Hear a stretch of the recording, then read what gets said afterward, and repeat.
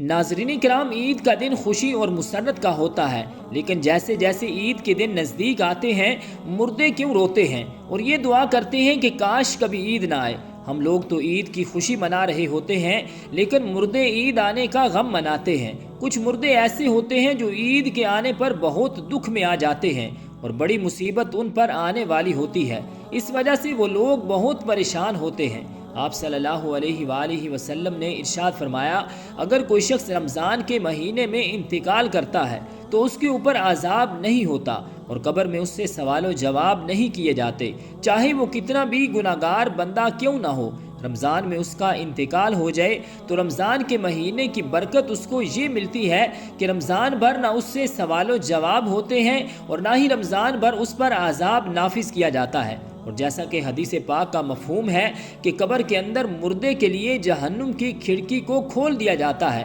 اور مردہ قبر کے اندر جہنم کی تپش کو محسوس کرتا ہے، تو جو گناہگار مردے ہوتے ہیں وہ اس طرح سے جہنم کے عذاب اور گرمی کو قبر کے اندر محسوس کرتے ہیں۔ لیکن جب رمضان کا مہینہ آتا ہے تو آپ صلی اللہ علیہ وآلہ وسلم نے ارشاد فرمایا تو جنت کے دروازوں کو کھول دیا جاتا ہے اور جہنم کے دروازوں کو بند کر دیا جاتا ہے، قبر سے عذاب کو اٹھا لیا جاتا ہے اور اللہ تعالیٰ کی رحمتوں کا نزول ہوتا ہے۔ اس سے مردے کو بڑی راحت ملتی ہے۔ رمضان کے آنے سے مردہ بڑا خوش ہوتا ہے کہ ہمارے اوپر سے عذاب اٹھا لیا گیا۔ جو قبر کے اندر ہمارے جہنم کے دروازے کھلے ہوئے تھے وہ دروازے بند کر دیے گئے، تو وہ مردہ بڑی راحت محسوس کرتا ہے۔ اب سوال یہ پیدا ہوتا ہے کہ جن لوگوں کے اوپر سے اللہ تعالیٰ نے رمضان میں عذاب ہٹا لیا تھا تو عید کے بعد ان کے اوپر عذاب مسلط ہوگا یا نہیں؟ کچھ مردے تو ایسے ہوتے ہیں کہ جن کے اوپر عذاب نافذ نہیں کیا جاتا، لیکن بہت سارے مردے ایسے ہوتے ہیں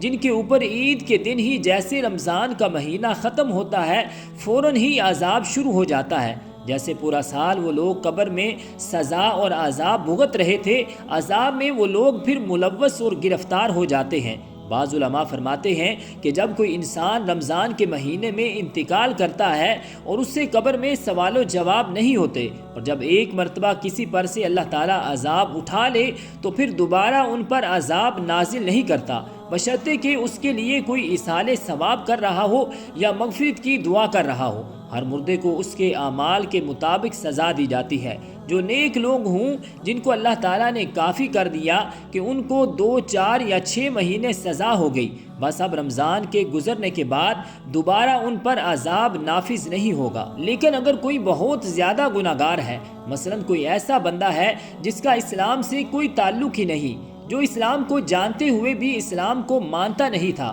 اور کفر و شرک کا مرتکب ہوا، تو اس پر رمضان کے بعد بھی عذاب جاری رہے گا۔ ناظرین کرام، جب رمضان کا مہینہ ختم ہوتا ہے تو رمضان کی برکتیں بھی ختم ہو جاتی ہیں، شیطان کو قید سے رہا کر دیا جاتا ہے، مردوں پر سے رحم کا معاملہ ختم ہو جاتا ہے، جہنم کے دروازے جو بند تھے وہ رمضان کے جانے سے کھول دیے جاتے ہیں۔ ان سب باتوں کا مردوں کو علم ہوتا ہے کہ کب رمضان شروع ہو رہا ہے اور کب رمضان ختم ہو رہا ہے، تو رمضان کے جانے سے اہل قبور سوچتے ہیں کہ اب رمضان کا مہینہ جا رہا ہے اور پھر عید جیسے ہی آئے گی اس کے بعد ہم پر عذاب کو پھر سے مسلط کر دیا جائے گا، جس کی وجہ سے وہ مردے غمگین ہو جاتے ہیں اور روتے ہیں۔ رمضان بھر تو مرحومین کی عید ہوتی ہے کہ ان پر عذاب نہیں ہوتا۔ ہم لوگ رمضان کے آخری عشرے میں جب اپنی مغفرت کی دعائیں اللہ رب العالمین سے کرتے ہیں تو پھر ہمیں اپنے مرحومین کے لیے بھی زیادہ سے زیادہ ایصال ثواب کرنا چاہیے، اور صرف اپنے مرحومین کے لیے نہیں بلکہ تمام امت مسلمہ کے لیے مغفرت کی دعا کرنی چاہیے۔ تو رب ذوالجلال ہم سب کو عمل کی توفیق اور ہمت عطا فرمائے، آمین، بجاہ النبی الکریم الامین۔